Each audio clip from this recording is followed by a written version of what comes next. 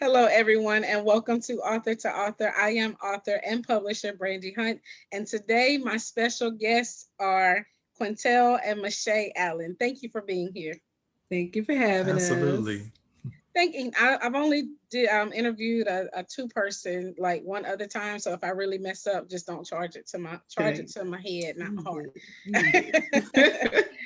But before we just jump right into all the, yes, pun intended, jump right in. But before we jump right into all the books and stuff, well, just tell us a little bit about yourself. You can go individually and then tell us about yourself as a couple. So, Quintell, I'll let you go first.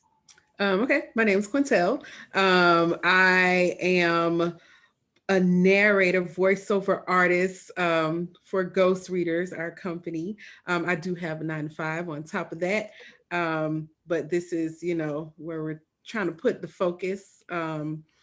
Real excited about just the different opportunities that we're encountering and that we're passing through our hands right now in this field. And we're pretty laid back individuals. I'm a laid back individual. Um, Kind of just like to enjoy life, enjoy Jesus. That's Amen. And that's the best thing. it. And Hmm. Michelle, tell us about yourself. So yes, I work with Quintel as a narrator. So I'm the tech guy. I do some reading, but I do more of the technical stuff. And then I'm also a photographer, and I do some like video editing and just kind of the whole AV spectrum on the side. So I'm an independent contractor with that, and and then we're writing a book together. Hmm. Oh, that's Co-authoring, sorry, definitely co-authoring, I should say. Yeah. Yeah. that's definitely going to be a journey all in itself. So let's back up a little bit. You also have little people in your life. Yes, we do. We were married. We've been Yes. married 14 and a half years. Hmm. And we have 5 kids, 4 girls, a set of twins, and then the youngest is a boy. And from 12 down to 5. So It's a fun circus. house. Fun house. Or madhouse, depending on how you want to look at that. I'm coming over for Christmas. That's all I know. If you Put my coming over, stuff in we leaving. This is an adult trap. Adults come, we leave. So right, right. I bet. I'd be like, be like, oh, so you came to visit? Okay, great. We'll be gone. yep. That's awesome. So yeah, 4 girls and a boy. Hmm. Hmm. So who's the boss? Well, our son, of course. Yeah. The And baby. he's the baby. He's the Yes, baby and the only boy. He got to elbow his way through. Well, that's absolutely. awesome. And you've been married for 14 years. Hmm. Hmm. So you know a little bit about marriage, just a little bit. A little piece, a little piece. Yeah. Is it all that they said it would be? I mean, it depends on the people. If for us, it's pretty awesome. Yeah. We don't have no That's problem. good. That was a trick Our, question, Michelle. no. Our thing is this: like people always talk about how difficult marriage is, and we're always like, we've not found that to be the case. So it's Mhm. always weird when we have those discussions and people are like, oh, marriage, and we be like, I don't know what y'all doing, but we good, Mhm. Right. That's what I intend for my marriage to be. So I'm not, I am on the market. All So if right. you're out there, I'm on the market. And so, I mean, at 40, hopefully it's not as rough as it would have been and I got married at 25 or 26. So on the other, but I always envision that marriage doesn't have to be work, It does because when you say not. work, it feels like you're putting in like a job, and we don't really like to go. We go because we have to. So Mhm. if I equate work and marriage, no, I'm not going to like it because I feel like I'm working all day. But Yeah. Right. everybody has to grow. Nobody stays the, you shouldn't want to stay the same. So there's always something developing. There's always something new going on. There's also always some growth. So if I look at my marriage as progression, Mhm. then I'll be okay with that. If Yeah. there's healing that has to take place because something happened, or, children are now involved, or children are getting older and growner, and, they're out the house now. So life is always progressing. So Right. I Right. definitely, I believe that our generation, how old are y'all, by the way, if you don't mind me asking? I'm not 40 yet. I am. Yeah, I'm Almost. 45. I'm staying right at 50. It's right there. Right. So Late okay, well 30s. then, and how old are you, Late Quintel? 30s. I'm Late over 30s. Okay. 35. Under 35. Because I'm about to offend the under 35-year-olds, and I just wanted to make sure I wasn't going to offend y'all. That's not you know, us. the good black don't crack. So you don't know how old we are. We just out here looking, we just out here glowing and showing off. So, but under 35, it's like the honor of marriage is gone. The honor of the institute of marriage, it's like, whatever. If we hook up, we hook up. If we have sex on the first night, whatever. Good, I don't have to, I no longer have to hunt you. I no longer have to court you. I no longer have to do those things because it's at my disposal. Exactly. It's right here. I can order whatever I want to online, whatever I want to, including a person. And so I know clothes, shoes, a car, a cat, a dog, a kid, and a man. And I don't have to go all in the same spot. And all I got to do is sit right here. And so, I appreciate when people have been, through the long haul. 14 years in, has to have a story of some sort behind it, because are you Christian or any kind of spiritual backing? Okay, great. So we can talk about Jesus. Yes. All right. So I don't like to offend anybody. I believe in Jesus. This is not necessarily a spiritual broadcast, but we bring the Lord wherever we go. Look, and so when God puts two people together, they're still two different people. So you have to grow together. I think it says the two become one. They're not are one. It's a process. It's a process. Right. So, here you are, having come through 5 children. They say they started out wanting 6, but 5 sounded good. So they just stopped right there. And so, so what kind of lessons, Quintell, we'll let you go first. What kind of lessons have you learned that are different 14 years later that, when you first started, you're like, this ain't really gonna work. And then now, 14 years later, you've learned a lot in those years. What have you learned? You said it wasn't gonna work when you started. I did not say it wasn't going to work. I think one thing that we learned quickly, because like in the first 3 years of our marriage, we worked with foster kids. Right. We didn't have any kids, so we worked with those kids, and they were all older, ranged between like 10 and 18 years old. And we had to, I think one of the main things I learned is in a progression to really make sure that our communication and what we said matched, because those kids, they try to find a way to separate. Like, we were the foster parents, so we were there with them all the time. So if I said something, they'll try to say, well, let me see what Mr. Michae gonna say, and not necessarily tell them what I said, but try to find that dividing point. And that we just built on that as we had kids. It's like, no, I know the game now. We know what y'all gonna do. So we gonna have our conversation, and we gonna make sure that we're good, so when I say something and the child comes to say something different, then Michae be like, no, that ain't right. Try to put you against each other. I know what she said. I know that she did not say that. Exactly. Yeah. So just making sure that our communication is up to snuff and we have everything settled. Just having to learn that process is, and it's still a process, but we learned that pretty quickly how to deal with it. Yeah. So now that your own kids try to do the same thing, you like, wait a minute, we didn't seen this before. Keep that game already, boo. I know what you're doing. Yeah. Of course, they may get away with some things, but in the end, it's every round we go higher and higher. It's like, okay, we learned that. Now we know what to do next time. Right. Amen. Did you learn? Michae, will come to you next. Did you learn things about him that changed over time, like ways that you had to communicate with him changed, or has he just always been the same? I think actually it was me that I learned. I learned about me. One thing I think I told him, and it was after a couple of years, it's like, if we have some kind of disagreement, because we never really have a full out argument, he just too chill for that. I could go there. He looks chill. Like right. I could go there if provoked, but he won't let me. So, it ends up being just whatever. But I learned personally that I need a minute.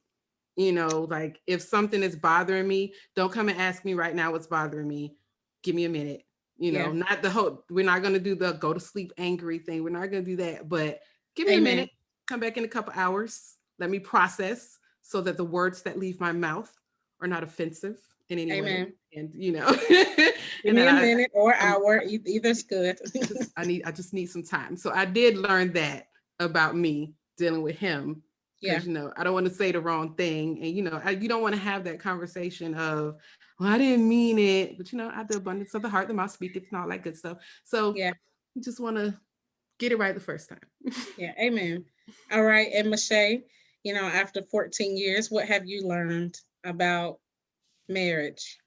I think if you both kind of know what your strengths are and you move in that, then you function as a team and you get stuff done. So it's not Amen. about so side note, there's a lot of conversation right now.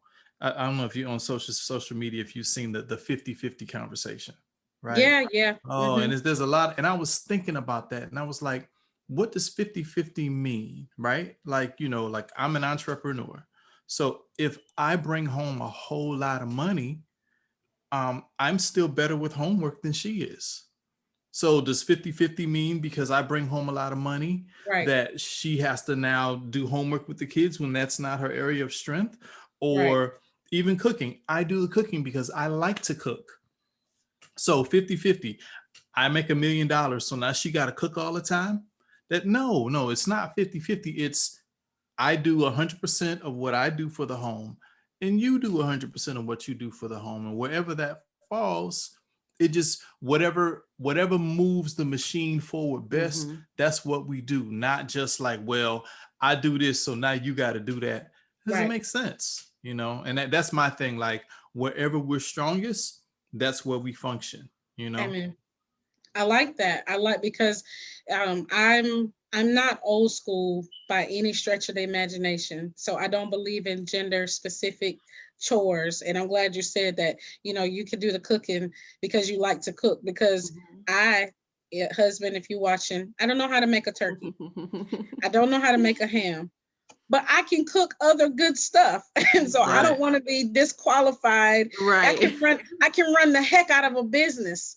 I remember TD Jake saying he could preach the paint off the walls, bring in a huge offering, and couldn't ride a bike. Right. Couldn't ride a bike to save his life. And so you do what you're strong at. and Wow. and like you said, you move the needle forward. And I did see that 50-50 conversation. And we actually just had this with a gentleman. He asked me how I felt about 50-50.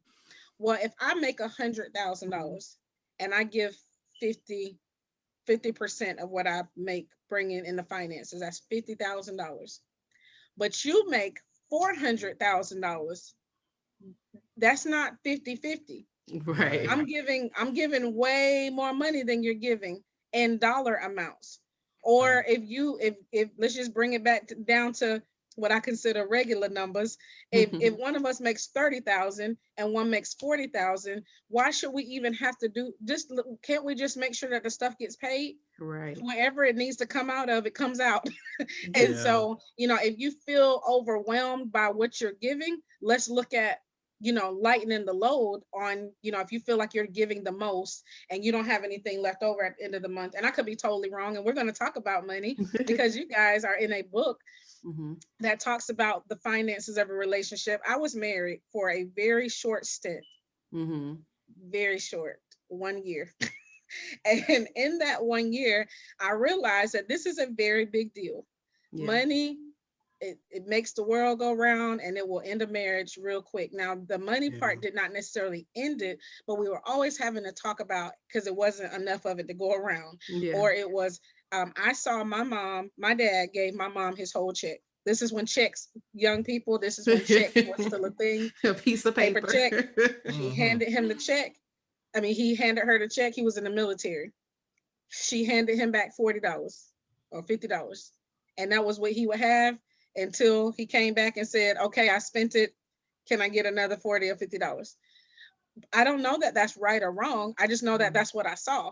And so when I got married, that's what I told my husband need to happen. You need to give me all your money. I'll allot you what I believe you're not going to squander. As a matter of fact, actually a lady told me to give him squander money. She was like, give him $50 that he doesn't have to report back to you, but he needs to give you his whole check so you can make sure all the bills are paid, because my strong suit was running a business. And so this business needs to have its bills paid. And he hated it.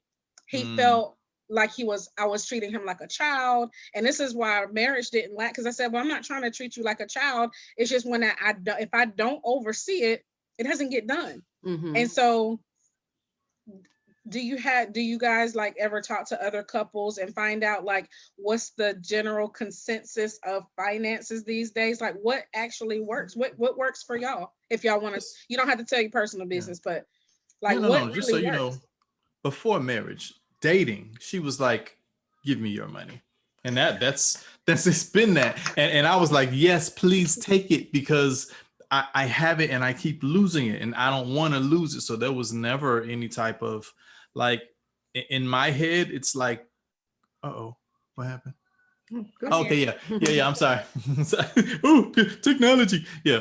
But in my head, like I can bring home goo gobs of money and it'd be like, you take it all, just as long as I can spend the money I need to spend. And then I've always even felt like she shouldn't have to tell me that she's buying something for her cousin, and I shouldn't have to tell her or ask her for money to buy a birthday present for my sister, you know. But I think, like we talked about, our whole thing is our communication is so tight that I'm not gonna not buy a birthday present for my sister and not have a discussion with her about it. Not for permission, but do you think this is a good idea? Right. Does she want this? And I think we kind of move through the world together. So the only thing she's ever not going to know about is stuff that I'm doing for her. Amen. Everything else she knows about. Yeah. And I think that's the thing. And even with other couples that, you know, we have had any general conversation with, there's always somebody who does the thing. You know, usually there's someone who, I budget, I do the money, I do the cooking, I take care of the chores over here, I do this and this. So like, again, just knowing your strong suit and knowing what you're good at. But that's definitely how we've always been, you know, because we met in college. It's like, where'd you get that TV from? You don't have a job. Is this your financial aid money? What are you doing? What's happening right now? Right. So do you think, so how long did you guys date? We were dating we got engaged our 3rd year of dating. And then we got married. Okay. So do you think that the communication and trust factor had been built by the time you said, hey, guy, give me your money? And he said, sure. Because communication and trust, because basically he's like, you know, I wouldn't just go buy the gift without at least coming back to you, say, hey, I want to buy my sister XYZ. Was it ever an issue where he's like, you know what, in the future, it's $100 cap. Like you can buy anything you want and out of the account as long as it's less than $100. Because I got to be able to account for what his money went to. And so if you never have the conversation, then there's money missing and you don't really know why it's missing. Not that it's, and I think you hit the nail on the head. It's not really for permission. If someone's running the account and money just starts going away, oh, it's just $20. It's just $30. It's just $50. Then that still adds up to some degree. So communication and trust sounds like it had already been built in those 3 years where he was okay with saying, hey, here, you take it because I trust your judgment and I trust that you're going to do the right thing. Yeah, pretty much from the jump. Like once we really started dating, I mean, you know, because we were friends and hanging out and everything before. We were in a gospel choir, so we just hung out, you know, all the time. But then once it became a thing, it's like, all right, well, you kind of gave me permission just by it being a thing. Because I'm looking forward to, you know, long term. So and you didn't want to watch me fail. So it was like, come on, let's make you successful. Yeah. Right. Well, and 14 years ago, that was a thing.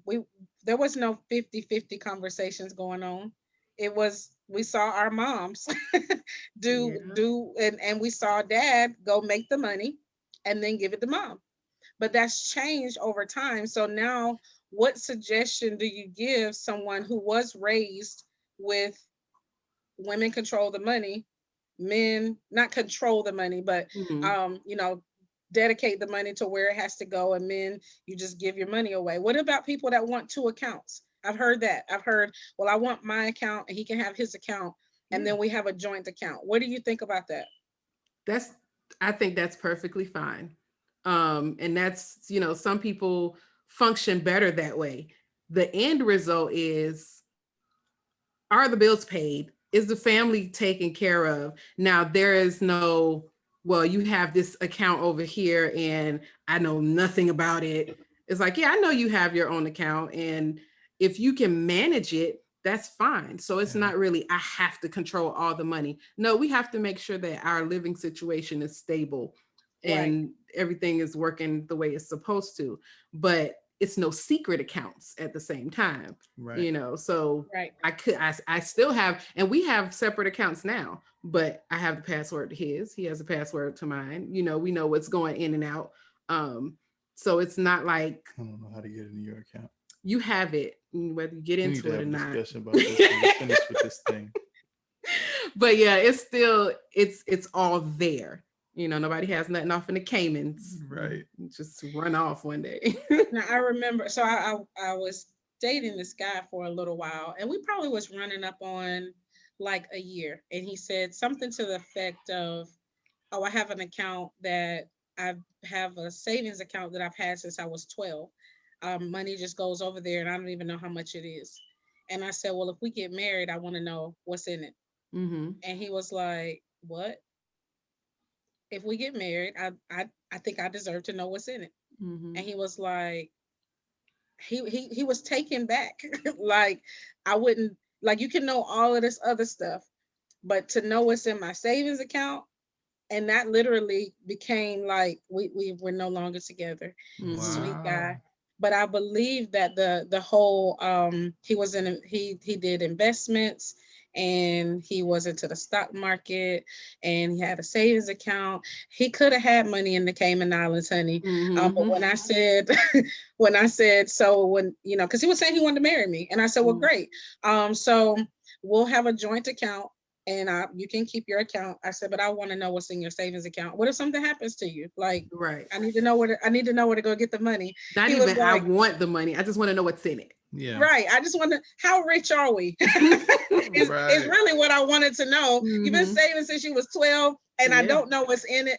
Gave me the clue that you might have a little money sitting somewhere. Mm-hmm. And so, but it's a very tough situation to talk about. Like I said, we was almost a year in and just now talking about it, but it's something that has to be talked about, because it's the one thing that between infidelity, finances, and I guess, just what they say, irreconcilable differences. Mm-hmm. But I think those irreconcilable differences either comes down to sex or money. What do you guys think? I totally agree. I think it has to be done from the jump. Like, once we're in this thing and we're trying to go for the long term, if there shouldn't be, unless it was just, oversight, there shouldn't be anything that you haven't discussed. We talked about how we were going to raise our kids. We talked about, our family dynamics and money and how we run it, and, our philosophy on things. How often do you go? Do you just go to church, or like, do you know Jesus for, like, right? Do you go to church? Go to church, like, right? Yeah. Are you an active member? Right, a holiday member. And this is pre-pandemic. Yes. Right. All those conversations need to be had in the beginning. So, Quintell, on Talk Woman to Woman about this, because I keep hearing, if a man asks you to contribute to the household, then he's not a provider. This girl said this. Okay. I know what I would say, but I'm gonna give you the floor first, because I feel like you got something good to respond to that. So, and Michelle, I'm gonna bring you in on the men's corner, but what does it mean for him to be your provider? The first thing is how I feel. Like, do I feel taken care of? And not financially. Like, do I have a partner? Is this man gonna go for broke for me and my family, my children, our children? You know what I'm saying? Are we gonna do we have us? If anything, everything else can go down the drain. In the end, it's gonna come back to this. You know what I'm saying? Right. So if he's not making money, like he said, what if I make $1 million a year? He shouldn't have to work if he don't want to. Like, we got it. We good. If I can make the money, that means that he's probably going to be doing everything else. And all I'm doing is working. If that's the arrangement that we made, fine. So if that's the strength. Right. If that's what it is. Strength.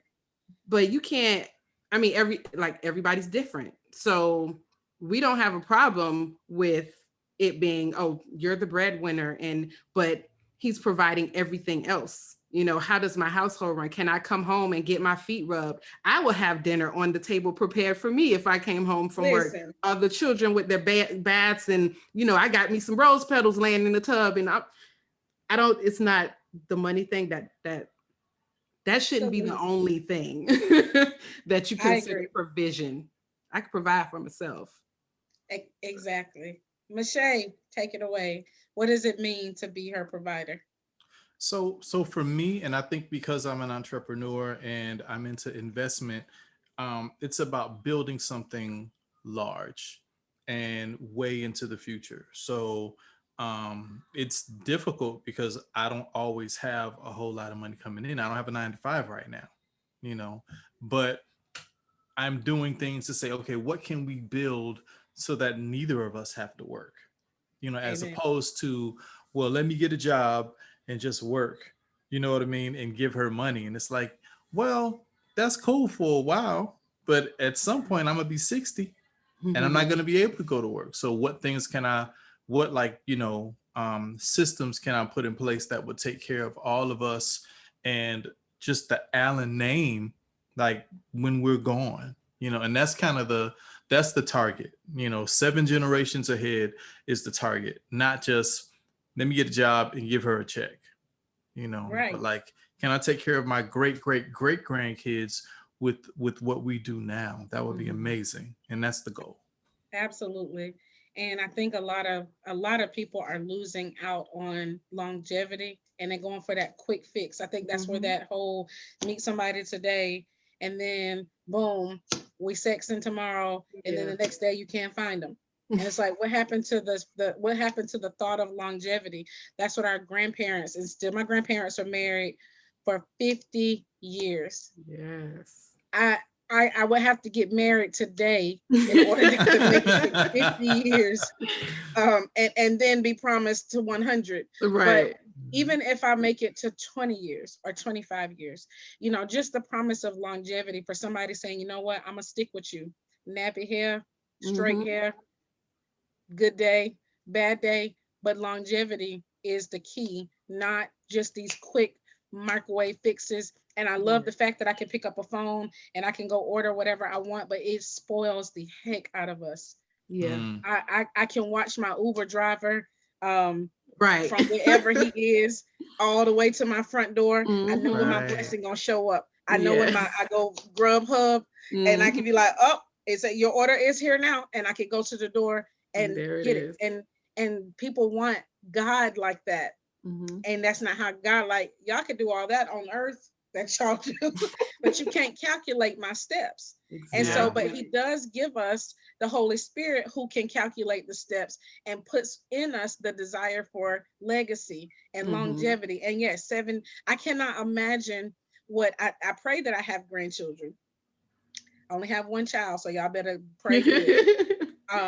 You know, but if I don't have grandchildren, but still whatever, my cousins' children, you know, they'll look back and go, Cousin Brandy, who was a $1 million blah blah publisher, you know, had the biggest publishing company in the blah blah, you know, motivational. They can look back and say, you know what, she did something with her life. She built something from nothing. Like I literally came from, I say I came from nothing. I grew up in the suburbs. So I was, we was slightly, streets. Yeah, we was right above. And so, you know, not necessarily, my cousin talking about we started on the bottom. The bottom of what? We wasn't, I mean, we went from Fort Bragg, which was military base, to a fairly nice neighborhood. It was half ghetto, half good. And so it was like, depending on what side of the street you was on. So our house was nice. So I didn't necessarily start from the bottom.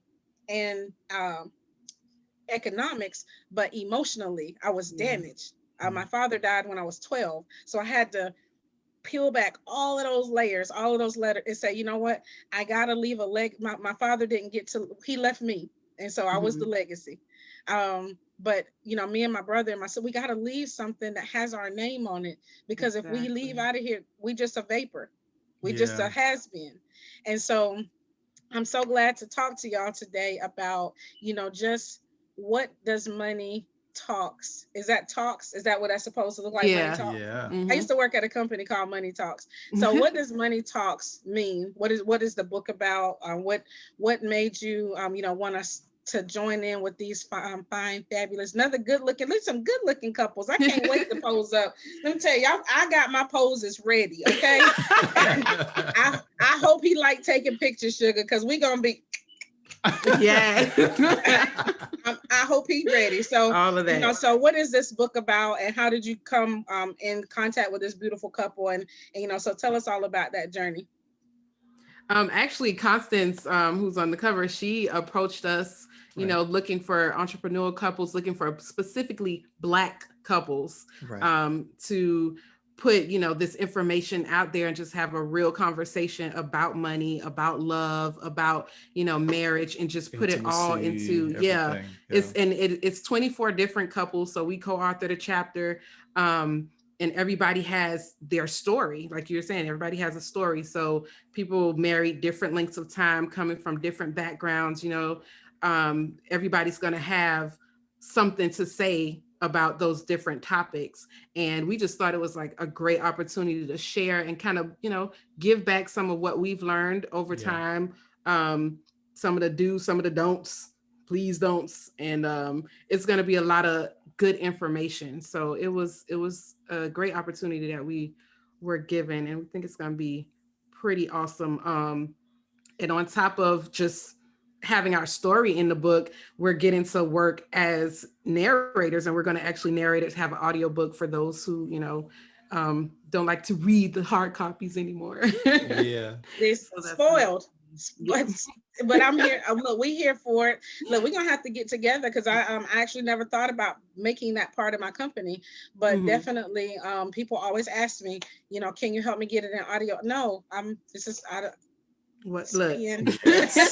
Now you so got a resource. I'm gonna start shooting them your way. The dates are on the flyer. This actually, by the time you guys see it, it will have we would have already passed the 12/19 event. But tell us about the February 12th through March 14th. Will y'all be available? Is that virtual or is that in person?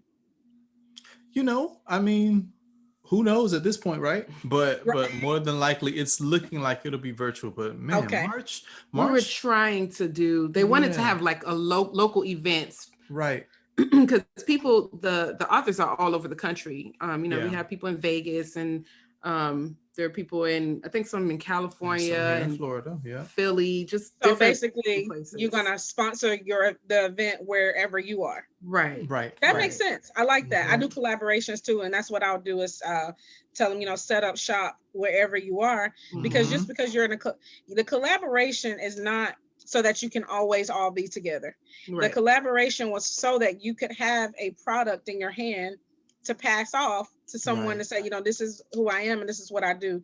That's a whole nother teaching. And so, you know, so tell us about your company. You kind of mentioned it a little bit, but how did you come up with the name, you know, Ghost Readers? Yep. Yeah. So Ghost Readers.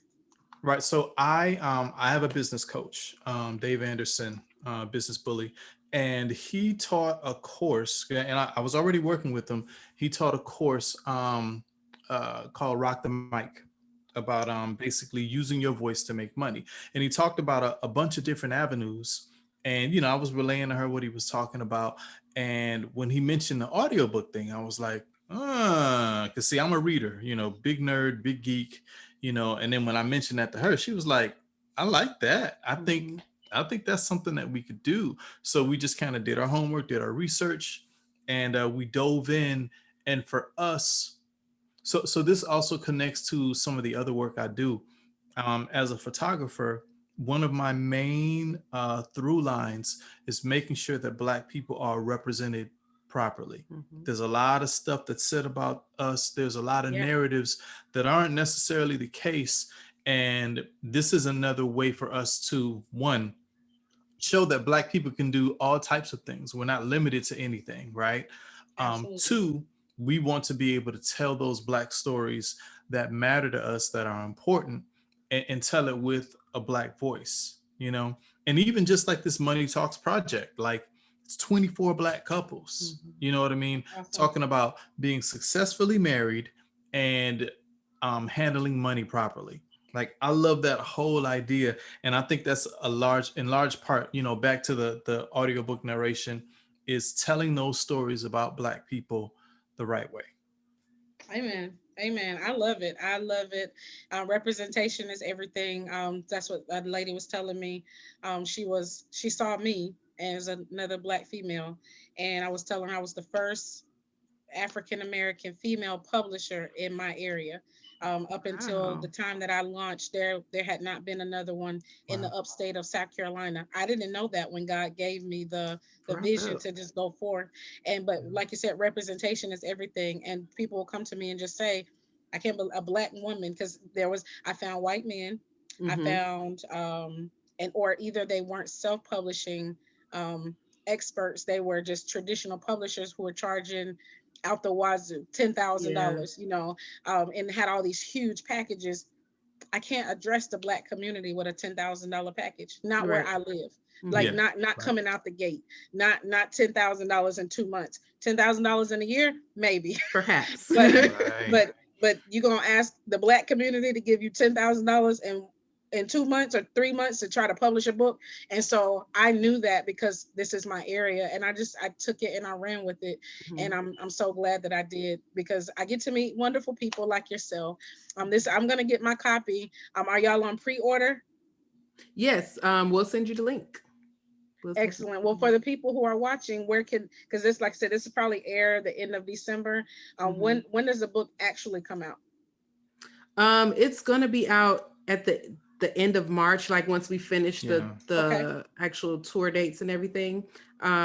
So, but we'll definitely get you the actual dates. That's the projected date so far, end of March, early April. Okay.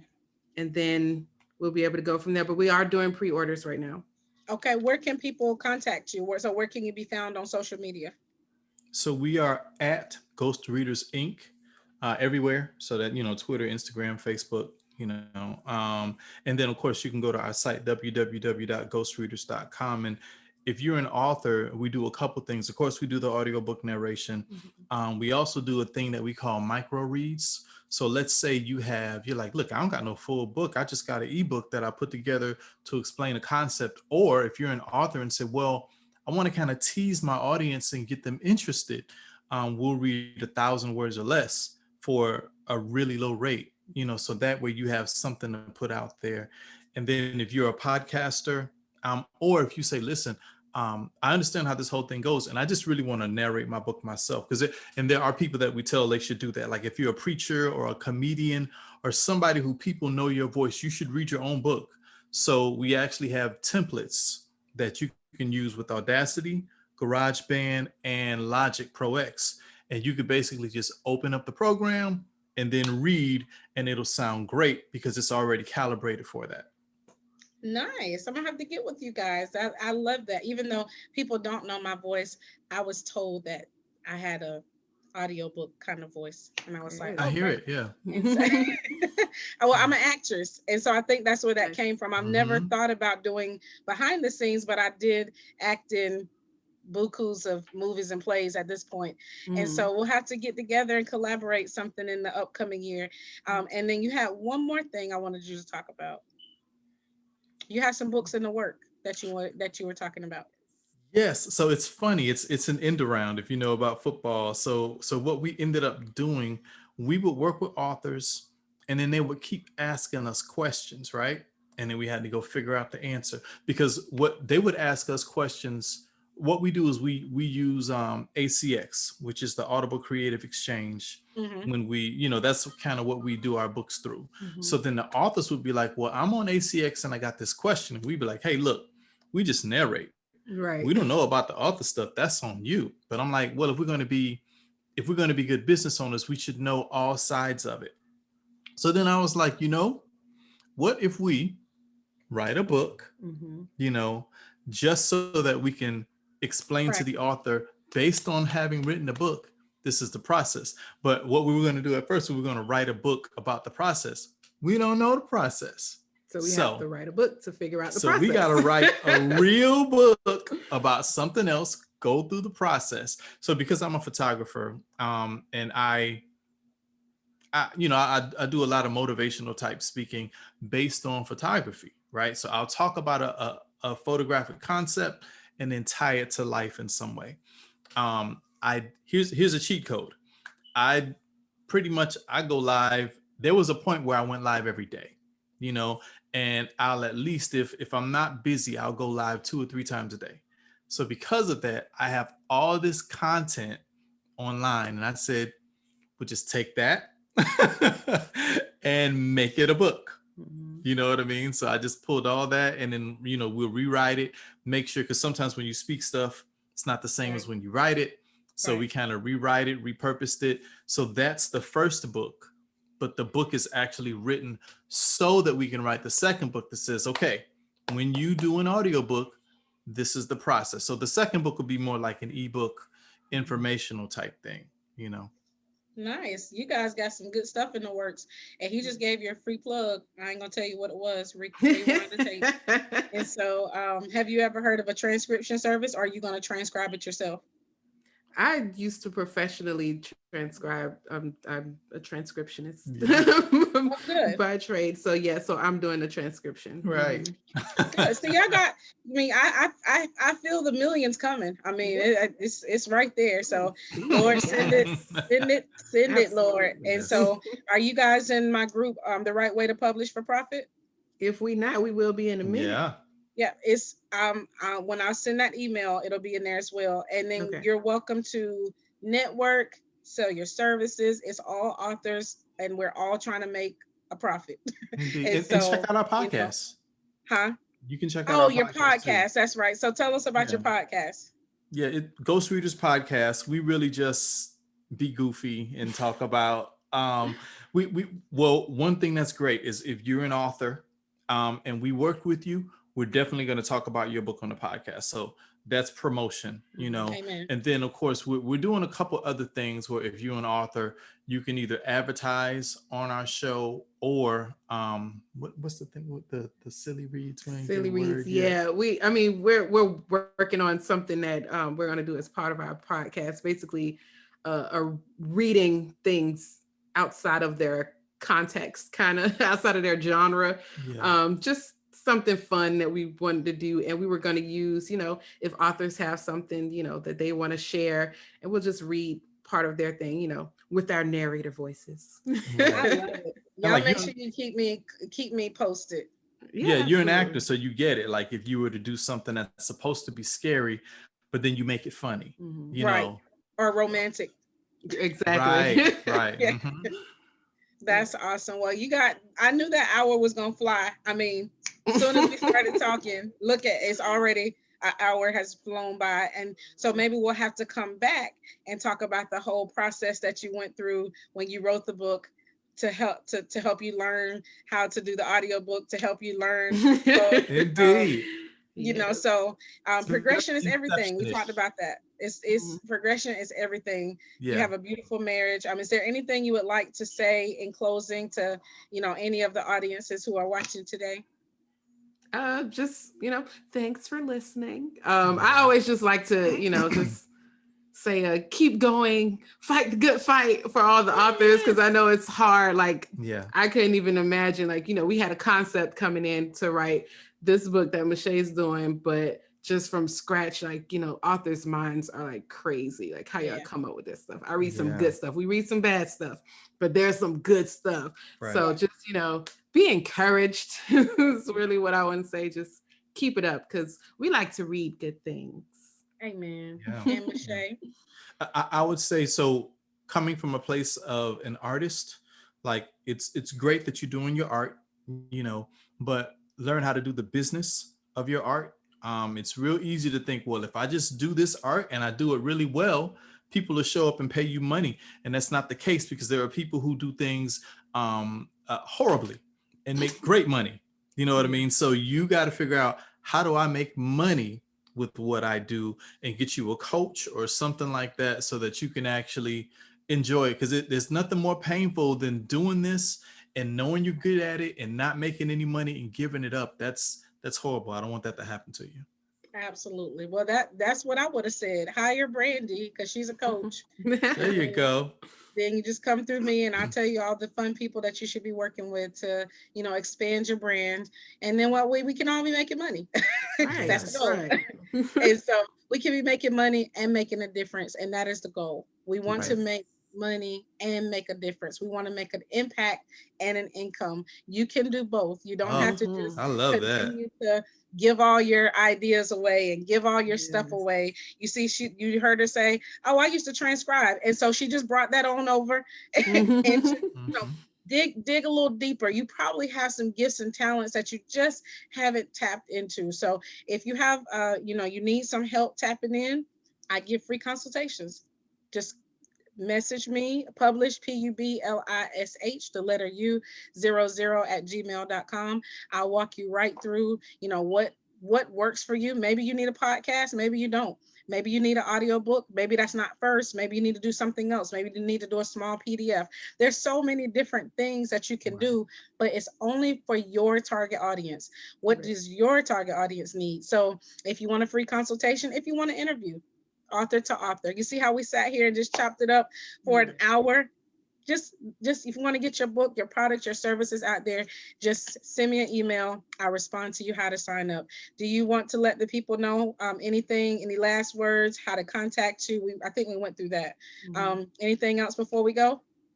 Yep. So just we do have a free audiobook narrator starter kit at ghostreaders.com. So if you go there and you're like, well, I kind of want to get into this, but I'm not sure exactly where to start, you can sign up for our newsletter, and you get the kit. And then, of course, with the newsletter, anything new that happens, any specials or anything like that, we'll go ahead and shoot that right to you. There they go, ghostreaders.com. Do you need to know how to get started recording your audiobook? Wait, they got the special. Wow. They done got me with the special offer. I ain't gonna show y'all what I'm gonna do. Y'all go get the special offers and stuff. But thank you guys so much for being here again. Thank you. It has greatly impacted my life. Whenever Mr. comes, I won't call him Mr. Right, but he's gonna be sent by God. Yes, he is. But whenever he comes along, I'm gonna pull up the video and be like, we were just talking about you. Like, let's do this as a part of our marriage counseling. But I will, I'll be calling you for tips and stuff. Be like, so Absolutely. Hey, let me tell you what he done. He had said, and then I said, I'm gonna need a minute or an hour. Just wait a minute. Or an hour. Take your time. But thank you guys again. Hang on the line for me. Thank you for watching Author to Author, and we'll see you next time.